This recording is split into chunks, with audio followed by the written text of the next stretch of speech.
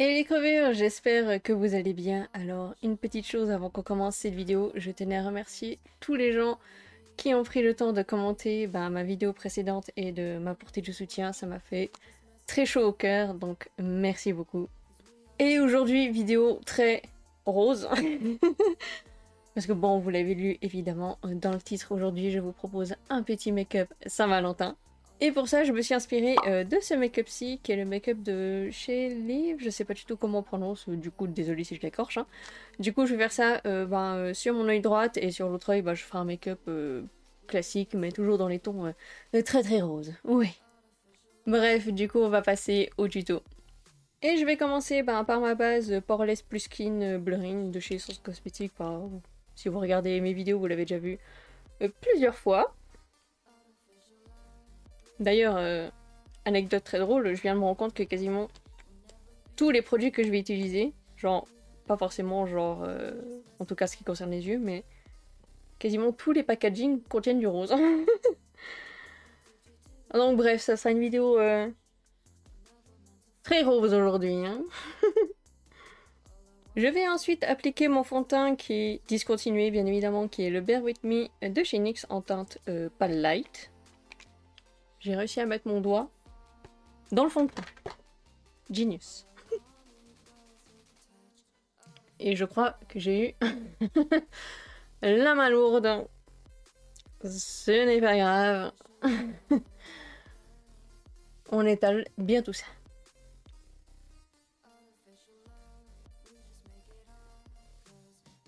Du coup, je dois être genre bien blanche là. Ça doit être genre très très drôle à regarder à la caméra. Enfin, je vois déjà légèrement dans le retour, je suis bien blanche, mais ce n'est pas grave. Je vais ensuite appliquer mon concealer de chez NYX qui est le Bear With Me en teinte fer. Ça fait plusieurs fois que j'utilise, j'ai toujours pas retenu le nom.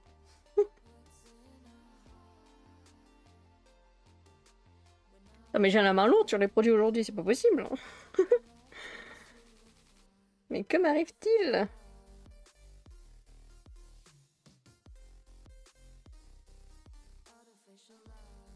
Du coup, je vais venir poudrer seulement une partie de mon teint, enfin, en tout cas cette zone-là au niveau de l'œil, je vais pas la poudrer parce que vu que je vais venir dessiner après un cœur avec un crayon beige, si je poudre avec la poudre et vu que le crayon il est un peu gras entre guillemets, ça va me faire des sortes de paquets genre dégueulasses sur la gueule, donc je vais venir poudrer qu'une seule partie de mon teint. Et pour fixer mon teint, je vais utiliser la poudre de chez Essence Cosmetics qui est la All About Matte.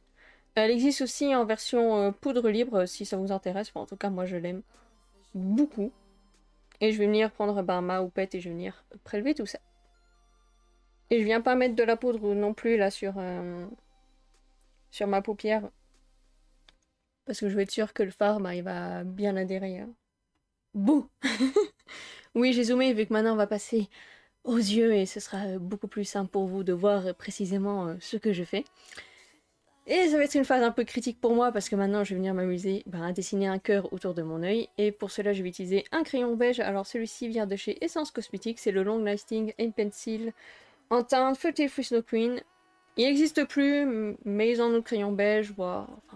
En soit prenez à peu près n'importe quel crayon beige, au moins qui glisse facilement sur la peau. Enfin celui-ci il est un peu gras donc ça va. Et surtout prenez un crayon qui soit en soit de la couleur de votre carnation parce que sinon, si vous foirez, ça va être ultra la merde. Surtout si, comme moi, vous faites votre teint avant, ça peut vite devenir de la merde si vous prenez un crayon de couleur. Donc, si vous permettez, je vais me concentrer. A few moments later. Voilà, maintenant que j'ai fait à peu près un truc qui ressemble à un cœur. Bon, peut-être vous voyez pas trop la caméra, mais moi, au moins je vois, j'ai les repères pour faire mon petit cœur. Je vais venir m'amuser avec la palette Berries de chez Beauty Bay et elle se présente comme ceci. Je trouve qu'elle a vraiment une très très belle harmonie. Je ne l'ai pas encore utilisée parce que bon, je pense que ça se voit, hein, les fards sont encore bien tout beau, bien tout nickel.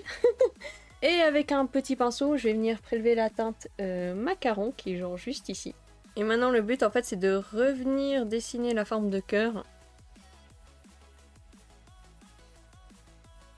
Et le mieux c'est de prendre un petit pinceau parce que c'est quand même beaucoup plus simple.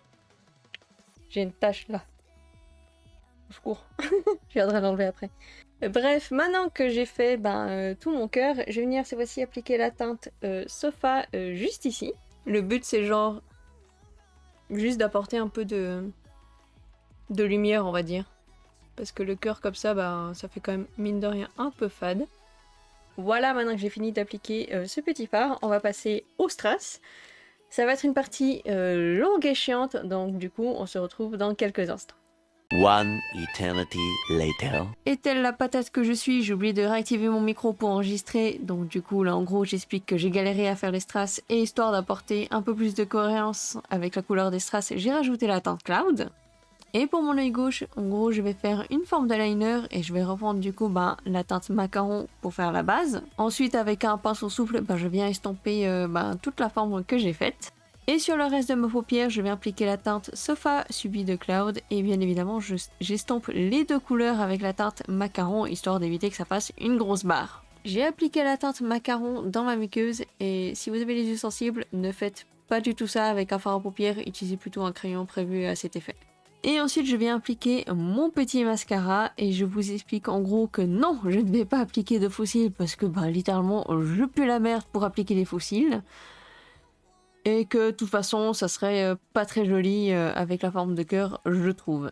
Je vais ensuite appliquer mon blush sur la zone habituelle, c'est-à-dire la zone qui me donne un air bourré. Et ensuite je viens appliquer mon highlighter, alors c'est un highlighter qui date d'une vieille collection de chez Essence Cosmétique, donc vous ne le trouverez plus.